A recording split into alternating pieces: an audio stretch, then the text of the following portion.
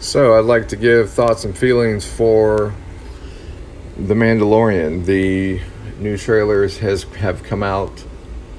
Hype level is at an all-time high. You have what I've tried to do, I guess, this time to go in as fresh as I can. Is read as little as possible, watch as little as possible.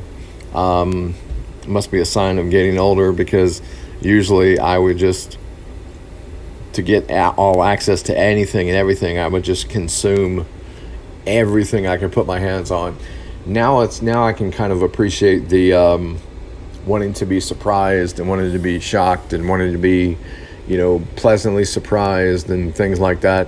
So I've tried really hard to just get some info because I ultimately can't help myself, but to moderate it as best as possible. The cast looks top notch. I can't even begin to lie about that. What's nice is I feel like Disney Plus has not tried just for the sake of downloads or, monthly access fees to get the app rolling. They could have just, really gone like, here's the name property of Star Wars. Let's throw some, shit out there.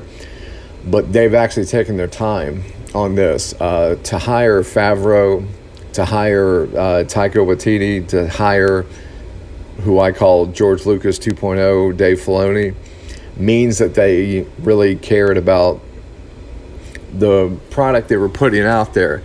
And plus, it's a lot better to me than the movies because when you have something in an episodic type format, you have time to really love a character, really hate a character, if that's the intended route that they're trying to get you to go.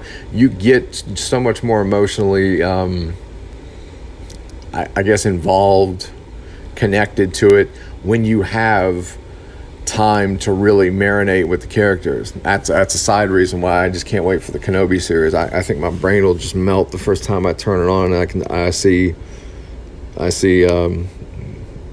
Obi-Wan again. But that's a side note. Anyway, the story is interesting because they have never, in like a digital or real on-screen format, chronicled the timelines right after Return of the Jedi. They've just now started kind of revisiting that in the comic books and the books. So now they spent years delving into all that when Lucas himself owned it through the books and comics, but now that's been deemed legends. So now since we're talking about the Disney era of Star Wars where canon counts, it's been little to nothing. I mean, the first even mention of post Return of the Jedi came literally at the last episode of the Rebels TV show, which again, another side note, is amazing.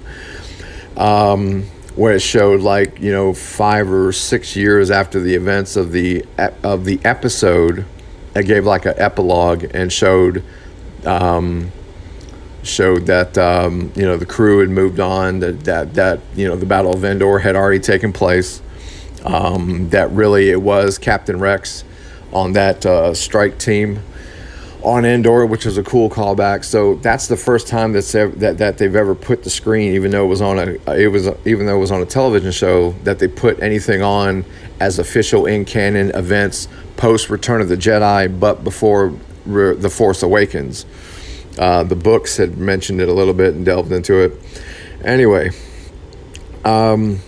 seeing as how they decided to go telling the story of a Mandalorian is interesting. Seeing as how they got so many good directors and writers and producers on board was another good thing.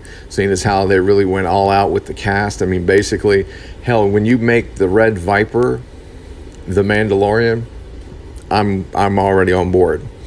Werner Herzog is in it. Apollo Creed is in it.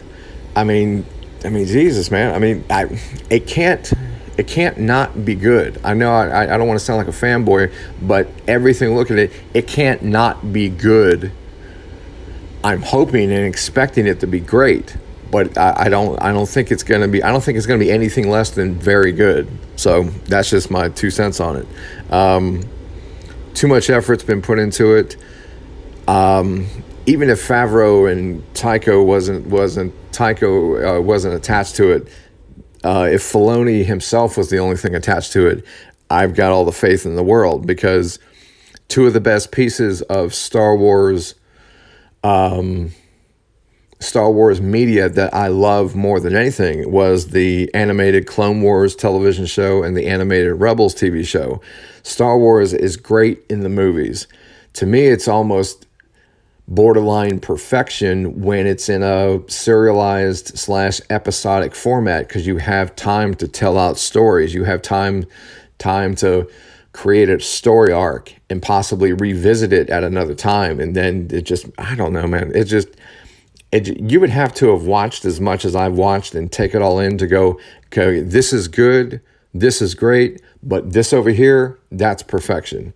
And the Clone Wars and Rebels, this just is as close to perfection as I can say. So if The Mandalorian is even in that same realm, then we've all been blessed with more amazing content to watch. I mean, hell, I'm almost as excited for The Mandalorian as I am Episode 9. And to me, that at one time, that would have been sacrilege for me to speak those words. But it's true. It's really true. And so I think we all should be excited as hell of what's about to happen, excited as hell for what we are going to watch. The fact that they are already in season 2 filming right now says to me that they've got a lot of faith. Not only does Disney have faith, but the producers and the directors feel like they have, some very deep storyline material that they can cultivate. Because if you've watched the trailer, the first thing I want to know is the Empire has fallen. Now, I know that per canon, per the books and the comics, that what remnants were left of the Empire, half of them or most of them that were deemed worthy by the Emperor, they were given coordinates to the unknown regions to go and basically just hide and rebuild in secret. What was left, what I guess the Emperor deemed as, unworthy, they kind of scattered all over known space and were systematically over time taken out over time. But, because we know that what remnants of the Empire were deemed worthy in the Emperor's eyes became the building blocks that created the First Order. But in The Mandalorian, we see, stormtroopers that look like they've been through hell and back. You see death troopers, but, they would have to be under the command of what's left of the Empire that the Emperor deemed unworthy to be continued. So you've got remnants out there being hired by mercenaries, to just survive, basically. So it feels like just a pure survival / Western in space type feel. And to me, it's almost reminiscent completely of Rogue One. And Rogue One, as far as the Disney era movie content, none's greater than Rogue One, in my eyes. Force Awakens is really good. The Last Jedi is nah. So, Han's, the Solo movie was good, but Rogue One, bar none. Until I see Episode 9, Rogue One is the best movie that the Disney era has put out. And The Mandalorian looks just like Rogue One does. Gritty, tattered, the whole shebang. So those are my thoughts and feelings. Everybody should be excited for Tuesday when the app comes out. I'll try to, once I get a few episodes underneath my belt, do a quick review of that. Not, of course, spoiler free. I'm not going to ruin this for anybody. I'll just give my thoughts and feelings. It might just be 30 seconds of me making noises going, I can't believe what I just saw. And then that'll be it. But we will see. So hope everybody is doing well, and talk to you soon.